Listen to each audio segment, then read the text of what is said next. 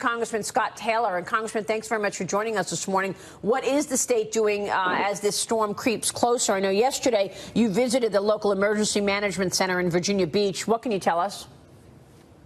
Good morning. It's great to be with you and all your viewers around the world. Well, I can tell you that we're taking no chances here in the Old Dominion, of course.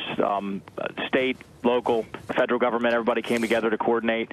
Honestly, I was pretty proud to see the efforts that we came together. Our community, of course, has come together, and everybody's prepared. And you know, as you probably saw, that the governor called for an evacuation out of Zone A. Folks were leaving. People were packing sandbags.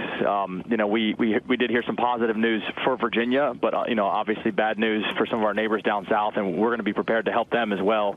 But everybody's come together all across the government in preparation, and we're taking no chances because, as you have reported, it's not necessarily the wind; it's potentially the water, right? So if that thing stalls, we're already wet. We've had a wet summer.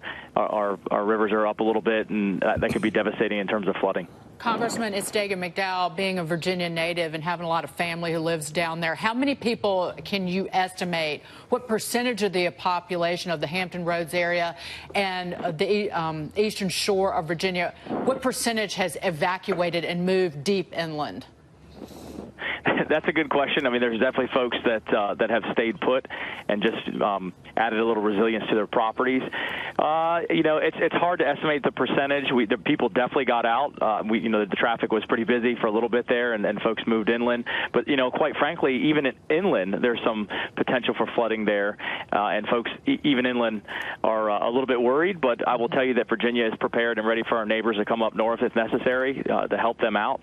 Our National Guard, everybody's prepared. So I'm not sure about the percentage, but you know, I saw a lot of activity, people either leaving or hunkering down and getting prepared to wait it out.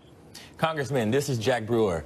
How much have you? How's it going? How much have you learned from past hurricanes? You know, we've seen so many natural disasters recently. You know, how would you compare your preparedness this time around?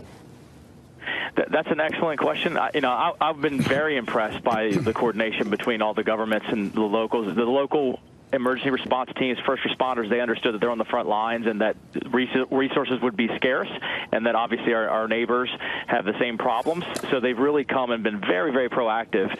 During Matthew, we didn't anticipate having a lot of flooding, but we did have it. So folks are taking no chances here and taking nothing for granted. So I've seen tremendous amount of proactiveness and coordination. I've been very impressed. What's your sense of the cost of this? The president has approved an emergency declaration for Virginia, giving you the Carolinas access to vital federal emergency resources.